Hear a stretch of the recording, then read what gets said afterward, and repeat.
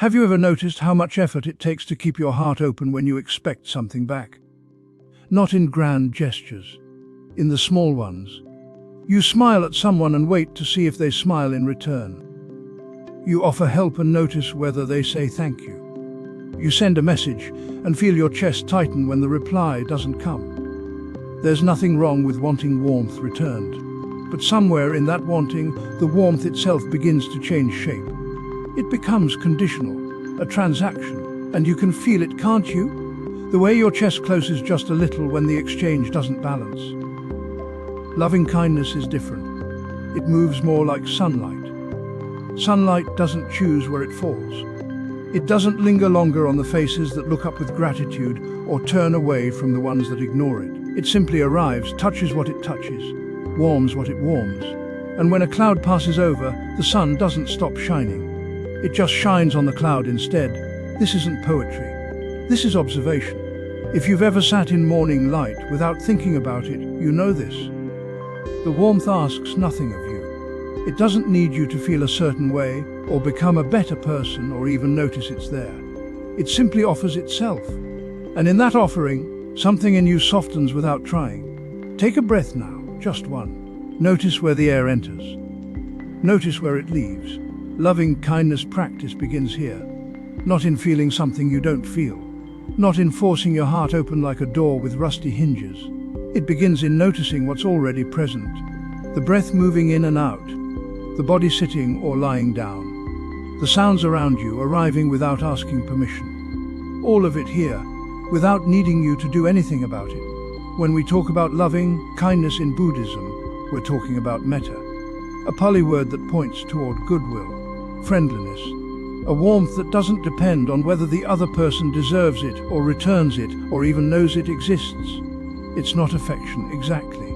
Not the feeling you have for someone you already love. It's quieter than that, more spacious. It's the wish that beings might be free from suffering, that they might be safe, that they might know ease. And it starts, strangely enough, with yourself. Not because you're more important, but because you're here, the one breathing, the one listening to these words. And if you can't offer yourself even a small measure of kindness, the warmth you extend outward will always carry a hidden edge, a subtle resentment, a sense that you're giving away something you don't have. You've probably felt this. The exhaustion that comes from caring for others while treating yourself like an inconvenience. The way your patience runs out faster when you haven't allowed yourself any. The tightness in your throat when someone asks one more thing and you say yes but mean no. Loving kindness doesn't ask you to fix this. It asks you to notice it. Right now, without changing anything, notice how you're holding your body. Is there tension in your shoulders, in your jaw, in the space between your eyebrows? You don't have to release it. Just notice it, the way sunlight notices a stone. Without judgment, without a plan to make the stone softer or warmer or different than it is. This noticing is the beginning. Because loving kindness isn't a feeling you manufacture, it's a direction you turn. A gentle inclination toward warmth instead of coldness, toward opening instead of closing. And it starts small, smaller than you think. It starts with the willingness to let yourself be here as you are without needing to be someone else first. The Buddha taught metta as a protection. Not protection from the world, but from the hardness that grows in us when we meet the world with clenched fists. When we divide people into those who deserve our warmth and those who don't. When we keep score. When we wait for the other person to go first. That hardness is heavy. You've carried it. Everyone has. And the practice we're stepping into now is an invitation to set it down. Not forever. Not all at once. Just for a few breaths. Just enough to remember what your heart feels like when it isn't defending itself. So let's begin there. With you. With this breath. With the simple question, what would it feel like to meet yourself the way sunlight meets the ground? We spend so much time looking for kindness as though it were hidden somewhere we haven't checked yet. We search for it in grand gestures, in moments that feel significant enough to count. But kindness is not waiting to be found. It moves through us quietly, without announcement, in the smallest shifts of attention. Sunlight falls on everything without choosing. It doesn't pause to decide which surface deserves warmth. A stone by the roadside receives the same light as the flower growing beside it. The light doesn't measure worthiness. It simply arrives, touches what is there, and continues. Loving kindness moves in a similar way when we stop trying to manufacture it. It's already present in the way we glance at someone struggling with a door, in the brief hope that their day goes well, in the momentary softening we feel when we see someone smile. The Buddha spoke of cultivating a boundless heart toward all beings, the way a mother protects her only child with her life. That image can feel enormous, almost impossible to meet. But he wasn't asking us to generate a feeling we don't have. He was pointing to something already alive in us, something that appears in small ways before we notice it. A mother's protection doesn't begin with a decision. It arises naturally, without hesitation. The kindness he spoke of is not manufactured through effort. It's revealed when we stop looking past it. We tend to believe that loving kindness requires a special state of mind, a particular mood or level of openness. We think it should feel warm and expansive, like something we can hold on to and direct. But most of the time, kindness appears as a flicker. A passing thought that someone finds what they're looking for. A quiet wish that the person next to you on the bus makes it home safely. These moments are so ordinary that we don't register them as kindness at all. We're waiting for something bigger, something that feels more like proof. But kindness doesn't need to be large to be real. It doesn't need to be felt intensely or expressed outwardly. It can be as simple as noticing someone and not turning away. As simple as hoping for just a second that they're okay. That brief movement of the heart, that small opening, is not preparation for kindness. It is kindness. Notice one moment today when you naturally wished someone well, even silently. Not because you decided to practice loving kindness, but because it arose on its own. Maybe you saw someone carrying too many bags and hoped they wouldn't drop them. Maybe you heard a child laughing and felt a quick gladness that they were happy. Maybe you passed someone who looked tired and thought, even without words, that you hoped they could rest soon. These moments happen more often than we realize. We just don't pause long enough to notice them. Sunlight doesn't strain to reach what it touches. It doesn't hold back from one thing to save itself for another. It falls evenly, without preference, because that is its nature. When we stop searching for kindness as though it were something we lack, we begin to see it already moving through us in the same way. Not as a feeling we must cultivate, but as a quality of attention that's already here. The difficulty is that we've been taught to look for evidence. We want to feel something strong enough to confirm that we're kind, that we're doing it right. But kindness is quieter than that. It doesn't always come with warmth. Sometimes it's just a momentary awareness of another person's existence, a recognition that they are here, that they are trying, that their experience matters. That recognition, however brief, is enough. You don't need to expand it into something more. You don't need to turn it into a meditation or a practice session. You only need to notice it when it happens. Because once you start noticing, you realize it's been there all along. Not hidden, not missing. Just unacknowledged. The boundless heart the Buddha spoke of is not a destination. It's not something you arrive at after enough practice. It's the natural result of seeing clearly what is already present.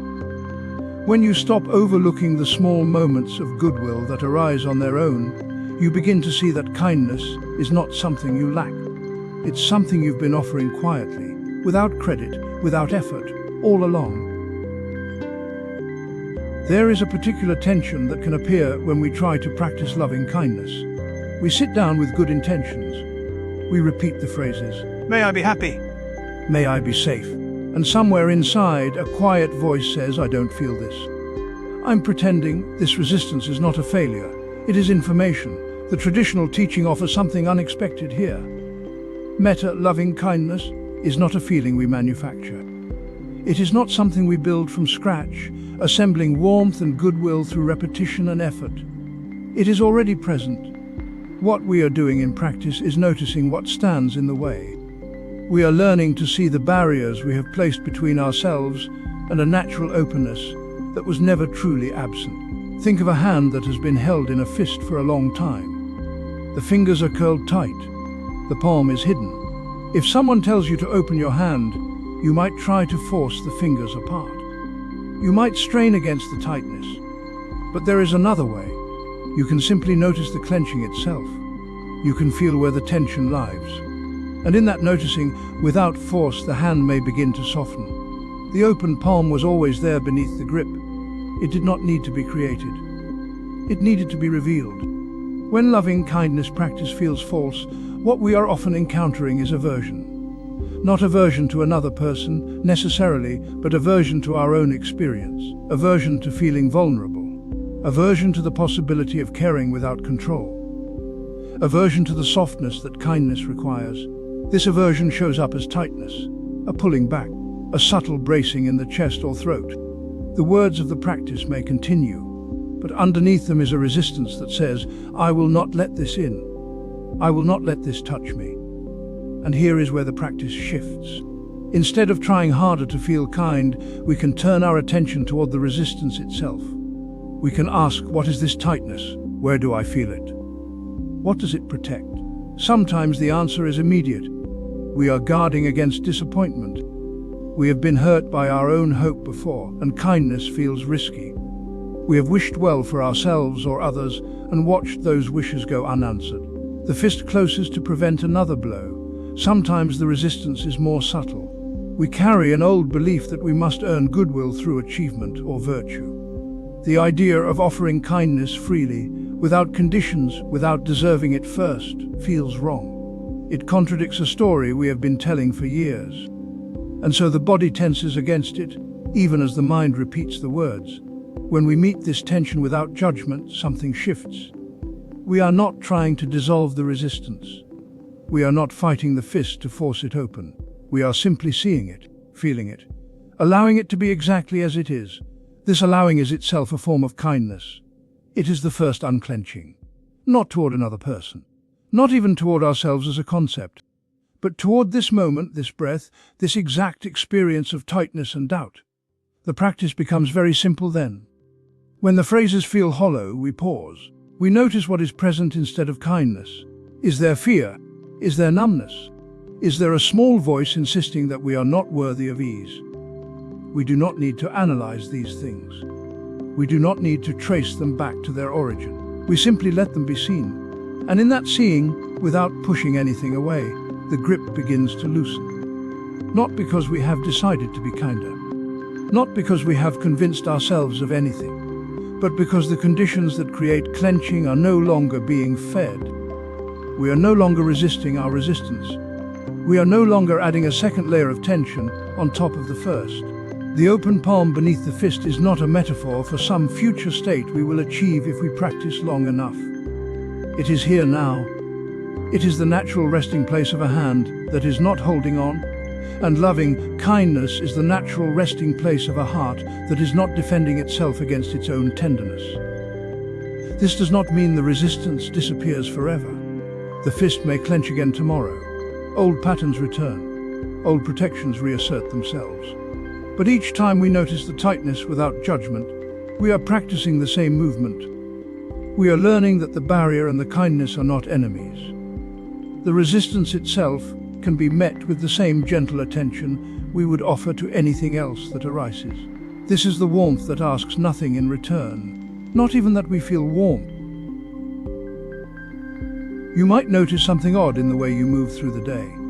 When a friend struggles, you find words. When a stranger looks tired, you soften. You hold the door. You ask if they're okay. You extend something warm without thinking twice. But when you stumble, the warmth vanishes. This isn't cruelty, it's just what we learned. Somewhere along the way, kindness became something we give outward, a gesture for others, a skill we practice on the world but never turn around. The teaching asks plainly, if you cannot be a friend to yourself, how will you befriend the world? Not as a riddle, as an observation.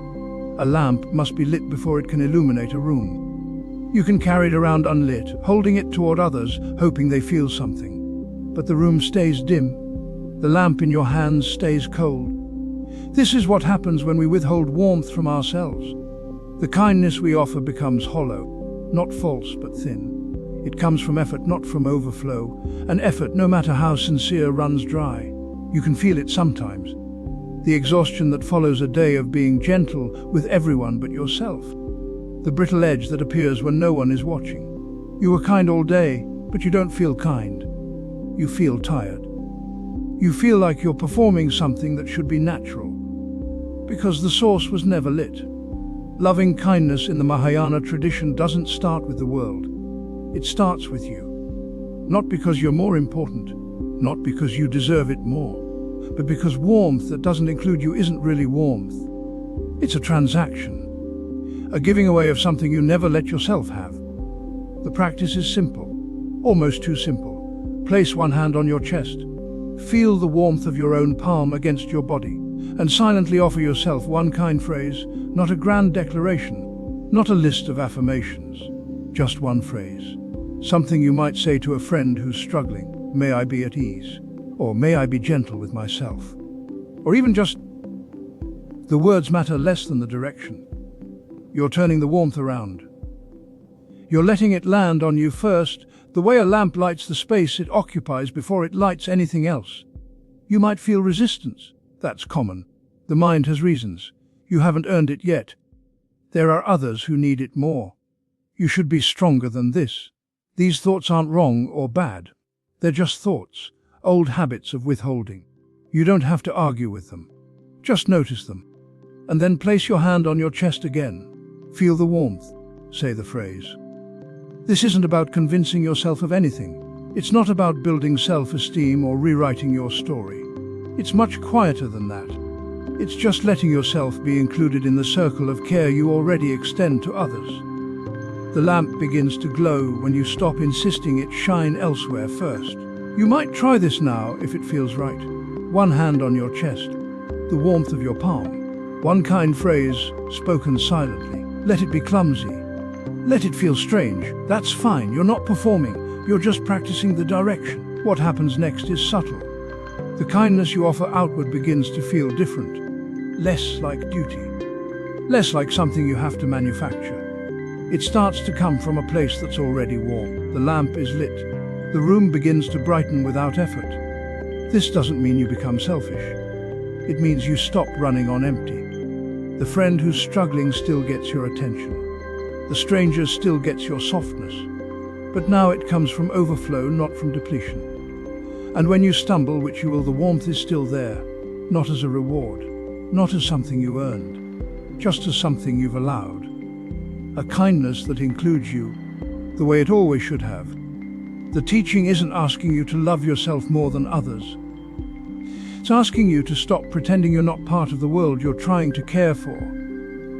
You are in the room. The lamp is in your hands. It can light the space you occupy. It's allowed to. One hand on your chest, one kind phrase, the simplest beginning. There are people who walk into a room and something in us tightens before they speak. The body knows before the mind does. The jaw sets, the breath shortens, and in that moment, the idea of kindness toward them feels not just difficult but false, like trying to smile with a clenched fist. We think this is about them, about what they did or said or represent. But the Buddha pointed to something quieter. He said that hatred never ceases by hatred, but by love alone. This is an ancient law, not a command, not a moral demand. A law like gravity. Something that operates whether we believe it or not. The contraction we feel is not proof that kindness is impossible. It is proof that we are pulling the knot tighter. When you tie a knot and then pull both ends, the knot hardens, it becomes dense, immovable. The more you pull, the more fixed it becomes. This is what happens when we meet difficulty with more resistance. The tightness we feel is not the other person. It is the pulling. Think of someone mildly difficult. Not the hardest person in your life. Not the one who carries the deepest wound. Just someone who makes you stiffen a little when you think of them. Maybe a coworker who interrupts. A relative who asks the wrong questions. Someone whose presence feels like a small stone in your shoe. Bring them to mind now, gently. Notice what happens in your body, not what you think about them, not the story of why they are difficult, just the sensation. Where does the body contract? Is it the chest, the throat, the belly? Does the breath change? Does something harden behind the eyes? This is not analysis, this is noticing. The contraction is not a verdict.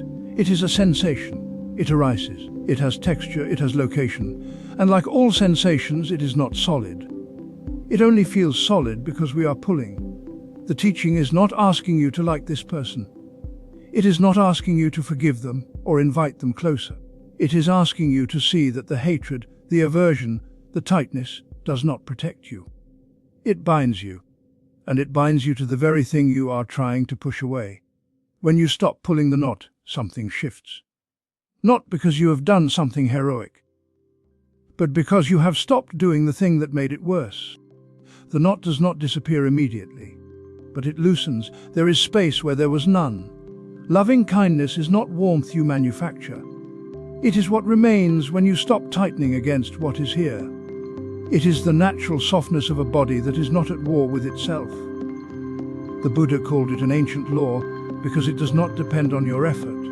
It depends on your willingness to stop pulling. Bring that mildly difficult person to mind again. Feel the contraction. And instead of pulling against it, instead of trying to make it go away or justify it or fix it, just let it be there. Let the sensation be a sensation. Let the tightness be tight. Do not add a story to it. Do not make it mean something about you or them. Just breathe. Let the breath move through the contraction without trying to dissolve it. The breath does not fight. It moves around what is solid. It touches what is tense without demanding that it change. This is the practice. Not once, but again and again. Each time the contraction arises, you meet it without pulling. Each time the aversion hardens, you notice where it lives in the body, and you let it be a sensation, not a command. Difficulty is not a verdict. It is a feeling, a tightness, a closing, and feelings change. They arise and pass.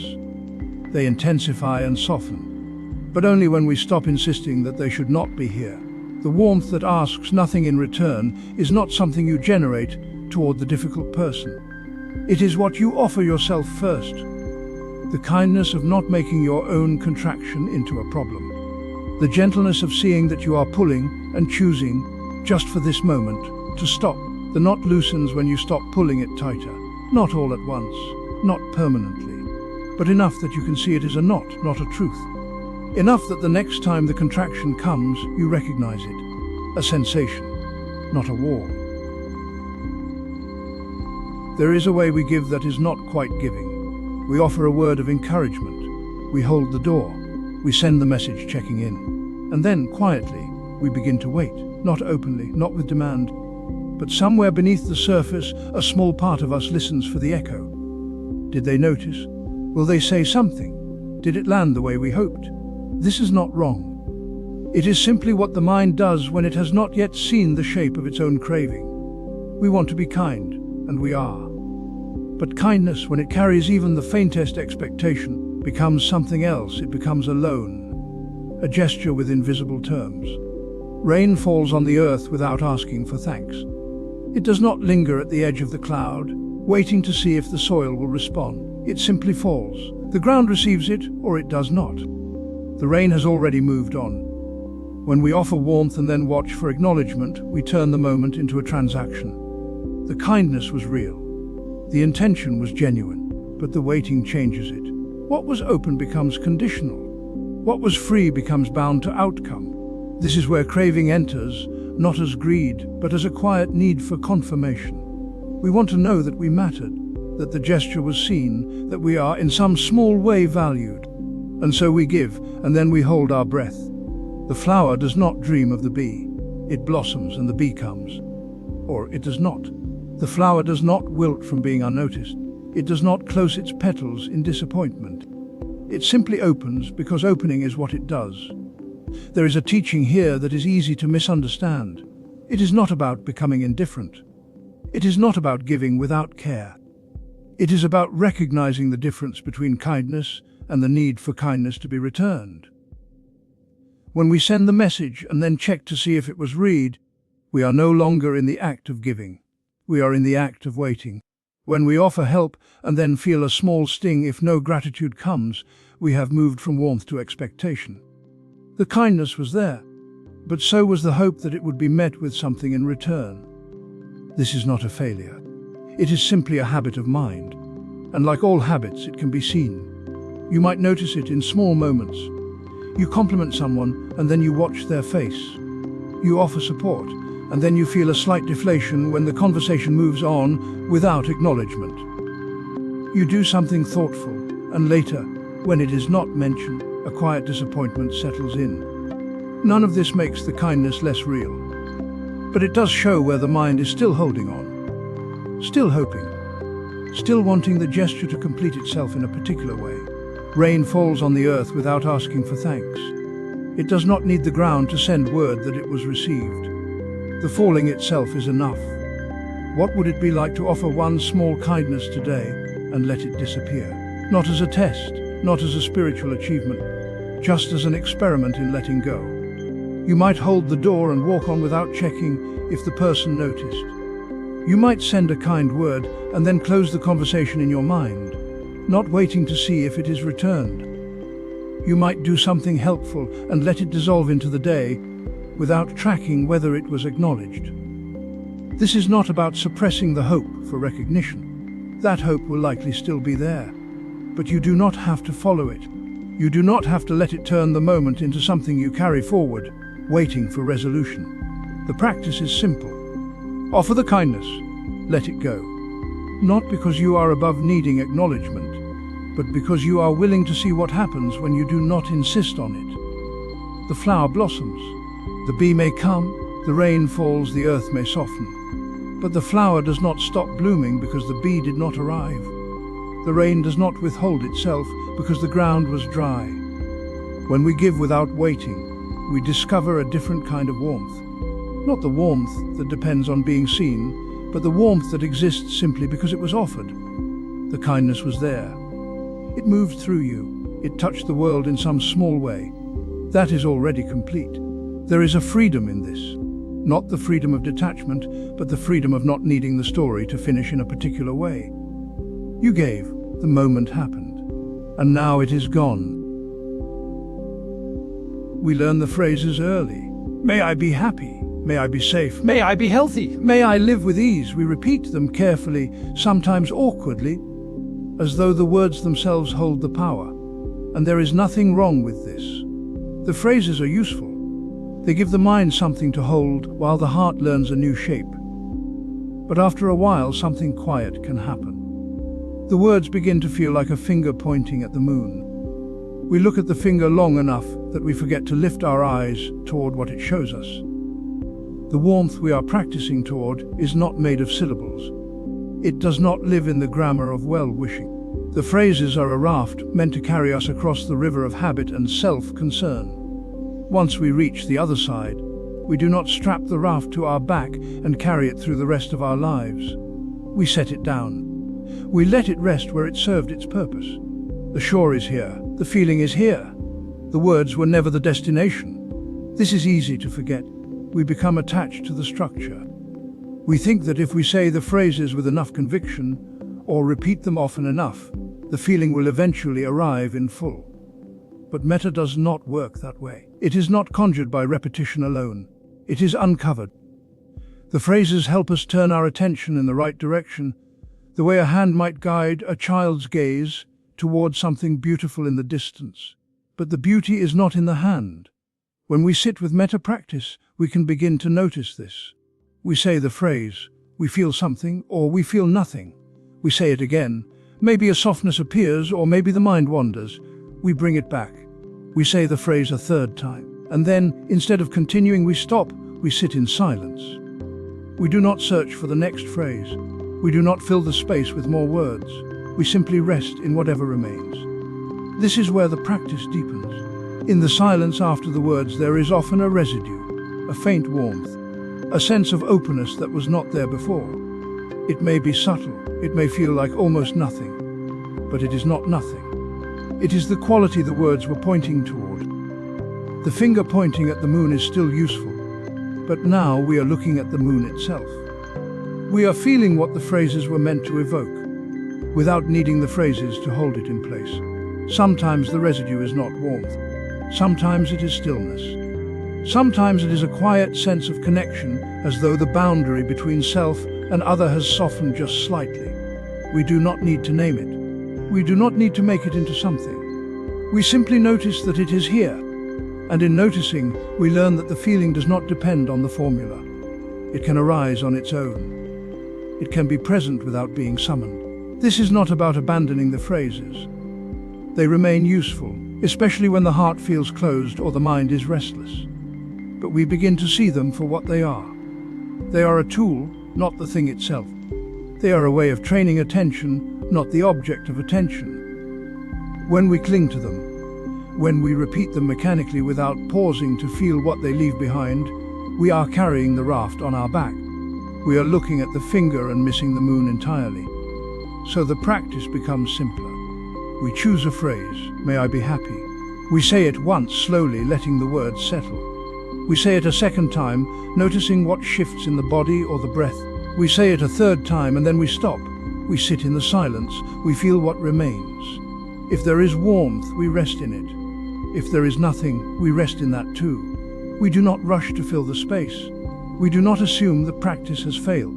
We simply allow the silence to show us what the words were pointing toward. Over time, the feeling becomes more familiar. We begin to recognize it outside of formal practice. It arises when we see someone struggling. It arises when we are kind to ourselves without needing a reason. It arises in small moments, unbidden, as though it has always been there beneath the surface. And perhaps it has. Perhaps the phrases were never creating something new. Perhaps they were only clearing away what obscured it. The moon does not need the finger to exist. The warmth does not need the words. But the finger helps us look. The words help us notice.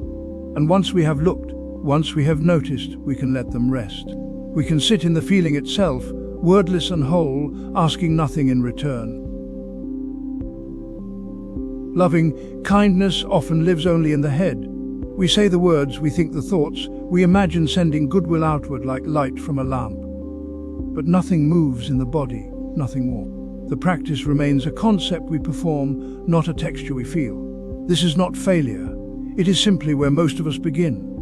The Zen tradition offers a quiet correction. Do not seek the truth, it says. Only cease to cherish opinions. Let the body speak. What this means is that loving kindness is not something you think toward someone. It is not a position you hold or a virtue you display. It is a quality that arises when you stop insisting on how it should feel. When you hold your hands near a fire on a cold night, you do not decide to feel warmth.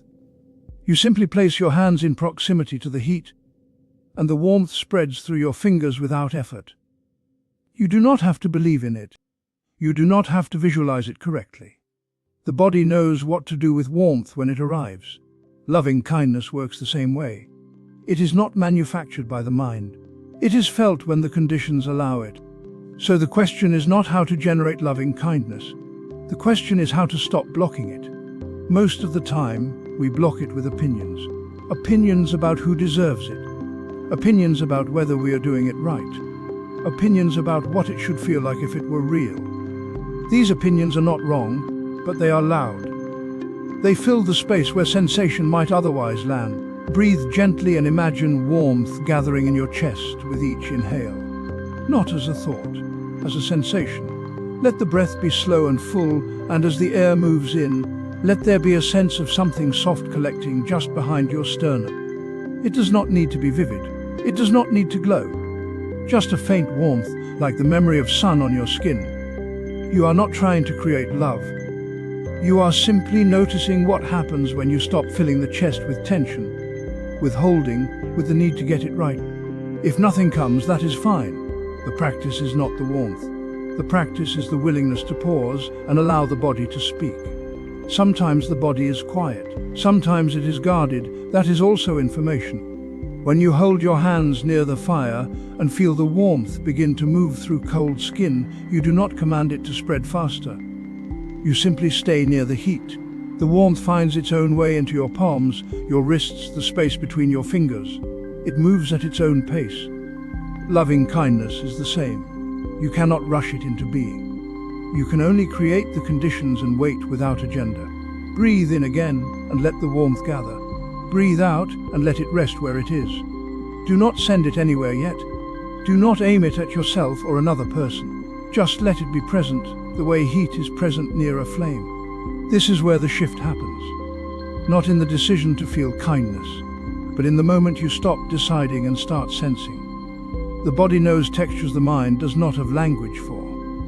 It knows the difference between performing warmth and receiving it. It knows when you are pretending and when you are simply open. Let the body speak means trusting that if you stop insisting, something true might surface. You may notice a softening in the shoulders, a slight release in the jaw, a sense of space opening in the chest that was not there before. These are not metaphors. These are the body's way of saying, yes, this is real. If you notice resistance, that is also the body speaking. Maybe the chest feels tight. Maybe the breath stays shallow. Maybe there is a voice that says this is foolish. This is not working, this is not enough. Do not argue with it. Just notice it the way you would notice cold air moving past your hands before the fire warms them. Breathe in and let warmth gather again. Each inhale is an invitation, not a demand. Each exhale is a release of the need to make it happen. Loving kindness becomes real when it stops being an idea you hold and becomes a sensation you allow. When the warmth is no longer something you imagine, but something you feel, faint and steady, like heat moving through skin that had forgotten what warmth was. Stay with the breath, stay with the chest. Let the body tell you what is true. There are days when you sit down to practice loving kindness and nothing comes. You say the words silently, maybe even aloud, and they fall flat. You wish someone well, but the warmth you're supposed to feel is absent. The heart feels numb or distant or simply tired. And then comes the second wave, the judgment. You think you're doing it wrong, that you've failed at something as basic as kindness, that there's something missing in you. But soil in winter looks like nothing is happening. The surface is cold, hard sometimes. If you didn't know better, you might think it was dead. But beneath that stillness, something is resting, not growing yet, just resting. And that rest is not failure, it's part of the cycle. The Mahayana tradition offers something quiet here. It says that even the wish to wish someone well is a seed of compassion, not the feeling, not the warmth, just the wish. Even the faint intention, barely there, counts. You don't have to generate anything. You don't have to perform kindness for an invisible audience. The seed is already planted when you notice its absence and still show up. This is not about lowering the bar. It's about seeing clearly. Loving kindness is not a feeling you manufacture. It's not something you owe the world or yourself. It's a quality that arises when conditions allow. And sometimes the conditions are not right. The heart is tired, the mind is preoccupied, the body is tense. And in those moments, trying to force warmth is like trying to force soil to bloom in February. What happens instead when you sit quietly without trying to generate anything? When you let go of the project of becoming kinder, warmer, better, you might notice the breath, the weight of the body, the coolness of the air. You might notice thoughts arriving and leaving. You might notice the subtle pressure you've been placing on yourself, the expectation that you should feel a certain way. And in noticing, something shifts, not always, not dramatically, but the clinging loosens, the judgment softens. You're no longer performing kindness. You're simply here. This is where the practice lives, not in the feeling, but in the presence. Sit quietly, let the body settle, let the mind be as it is. If numbness is present, let it be present. If distance is there, let it be there. You are not trying to fix anything. You are not trying to become anything. You are resting, the way soil rests in winter without apology. The metaphor goes deeper. Soil in winter is not inert. Microbes are working, roots are holding, nutrients are breaking down slowly, invisibly. What looks like emptiness is actually a different kind of fullness. And the heart, when it feels numb, is not broken. It may be processing something you can't see yet. It may be protecting itself.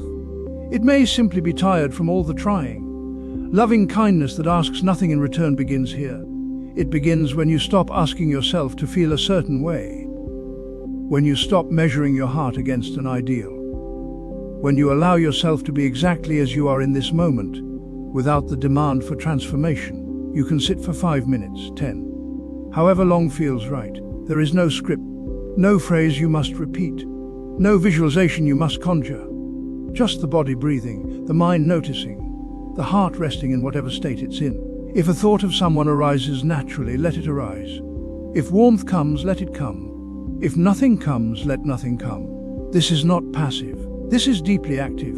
You are meeting yourself without conditions. You are offering yourself the same spaciousness you might offer a friend who is struggling. You are not abandoning the practice of loving kindness. You are discovering its root, the wish to wish someone well. That small flicker, that quiet intention. It doesn't need to be loud. It doesn't need to feel like anything. It's there when you notice you want to be kinder, even if you don't know how. It's there when you feel guilty for not feeling enough, because underneath the guilt is care. It's there in the simple act of sitting down, even when the heart feels like frozen ground. And maybe, in time, something will shift. Maybe warmth will return. Maybe it won't. But the practice is not waiting for spring. The practice is being present to winter, trusting that stillness is its own form of kindness, that rest is not failure, that the heart, like soil, knows what it needs. We practice kindness the way we hold a candle in a small room. We direct it toward someone we love, someone who needs us, someone we've chosen. And that feels right. It feels safe. But the teaching asks something different. It asks us to let that warmth move without walls, to let it spread above, below, across, without choosing where it stops. This isn't about forcing ourselves to feel something we don't. It's about noticing what happens when we stop deciding who deserves our care. Think of a stone dropped into still water. The ripples don't ask permission. They don't pause at the edge of what seems reasonable. They move outward simply because that's what ripples do. Loving kindness works the same way when we stop managing it. We've been taught to keep our kindness close, to protect it, to make sure it goes to the right people, the ones who've earned it, the ones who won't misuse it. And underneath that caution is fear. Fear that if we open too wide, we'll be taken advantage of. Fear that our care will be wasted on someone who doesn't care back. Fear that there isn't enough warmth to go around. But kindness isn't a resource that runs out. It's more like warmth from the sun. It doesn't diminish by spreading. It doesn't need to be rationed or aimed. When we let it be what it is, it simply moves. Sit for a moment and sense where kindness lives in you right now. Not the idea of it, the actual feeling. It might be in your chest, soft and steady. It might be in your breath or in the quiet where your body rests when nothing is demanded of it. Just notice where it is. Now let that warmth expand just slightly. Not by effort, not by imagining harder. Just by relaxing the boundary you've placed around it. Let it move the way those ripples move, outward in all directions, without deciding where it should land. It might reach someone you love easily, then someone you feel neutral about, then someone you find difficult. You don't have to make yourself feel the same intensity toward everyone. You're just letting the movement happen. You're not holding it back. This is where equanimity enters. Equanimity doesn't mean feeling nothing. It means not clinging to outcomes. It means offering kindness without needing it to be received in a particular way, without needing proof that it mattered. The ripples don't wait to see if they've touched something valuable before continuing outward. They just move. When we practice this way, we start to notice how much energy we've been spending on control, on deciding who gets our care and who doesn't, on measuring whether our kindness is being returned, on protecting ourselves from disappointment. All of that takes effort. All of that makes the heart smaller. Letting kindness spread without obstruction doesn't mean ignoring harm. It doesn't mean pretending everyone is safe or trustworthy. It means recognizing that our capacity for warmth doesn't depend on anyone else's behavior. We can wish someone well and still keep boundaries. We can extend care and still protect ourselves. These aren't opposites. The teaching says to let these thoughts pervade the whole world. Not just the people we see, not just the ones we understand, the whole world, above, below, across. That includes the person who hurt you, the stranger you'll never meet, the one whose choices you can't comprehend. It includes yourself too, especially yourself. Sit again and let that warmth move without your direction. Let it rise above you, into the air, into the sky. Let it sink below you, into the ground, into the earth. Let it spread across, through walls, through distance, through time. You're not making this happen. You're just noticing that it can. The ripples don't stop because they've reached enough water. They stop when the water is still again. Your kindness doesn't stop because you've loved enough people. It rests when there's nothing left to obstruct it. When the heart is open in all directions, not because you've worked to open it, but because you've stopped closing it. This is the warmth that asks nothing in return. It doesn't need to be seen. It doesn't need to change anything. It just moves the way warmth moves, the way light moves, without effort and without end. There is a path behind a temple in the foothills where the stone has been worn smooth. Not by weather alone, by the feet of people walking the same road, morning after morning, year after year. The stone remembers each step, though no single step changed its surface. We come to loving kindness practice with a different hope. We sit once, offer the phrases, and expect the heart to open like a door we have finally found the key to. When it does not, when we feel nothing or feel only the familiar tightness, we assume the practice has failed, or that we have failed at the practice. We set it aside and look elsewhere for the transformation we were promised. But the teaching does not promise sudden arrival. Drop by drop, the water pot is filled. Little by little, the wise one becomes full of goodness. This is not poetry meant to comfort us while we wait for the real change. This is the description of how change actually occurs. Loving kindness is not a feeling we generate through effort. It is a capacity we uncover through repetition. Each time we pause and silently wish ourselves or another well, we are placing one foot on the path. The stone does not soften because we want it to. It softens because we return. You might sit tomorrow morning and say the phrases, "May I be safe, may I be peaceful, may I be free from suffering," and feel only the sound of your own voice in your head. No warmth, no opening, just words. This is not failure. This is one step. The path does not ask you to feel transformed. It asks you to return. The difficulty is that we have been taught to measure worth by intensity. A good meditation is one where something happens. A valuable practice is one that delivers an experience we can report. But loving kindness is not built from peak moments. It is built from the willingness to begin again when nothing seems to be happening. Impermanence is at work here, though not in the way we might expect. We think impermanence means that feelings come and go, and this is true. But it also means that no single repetition carries the full weight of the practice. Each time you offer the phrases, you are not trying to create a permanent state of warmth. You are participating in a process that does not depend on any one instant succeeding. The path worn smooth by many quiet footsteps holds no memory of which step was the most important. There is no footfall that mattered more than the others. The smoothness is the accumulation. The transformation is in the returning. So the practice can be very small. Choose one moment each day, not 10 moments, not an hour of formal practice, unless that is already part of your rhythm. One moment. When you wake, before you reach for your phone. When you finish eating. When you close your laptop at the end of the day. In that moment, pause. Place your attention on your breath, or on the sensation of your hands, and silently offer one phrase, "May I be at ease." Or, if someone has been on your mind, may they be at ease. You do not need to feel anything. You do not need to monitor whether the phrase is working. You are simply placing your foot on the path. Tomorrow you will place it again. The stone does not ask the foot to press harder. It only asks the foot to return. This is how the water pot is filled, not by pouring in a river all at once, by allowing each drop to fall. Some days the drop will feel cool and clear. Other days you will barely notice it. Both days count. Both are part of the filling. We abandon the path when we expect one session to be enough. When we sit with loving kindness once and then measure our hearts against some idea of what openness should feel like. The practice is not asking you to arrive, it is asking you to walk. And the walking itself begins to smooth something in you.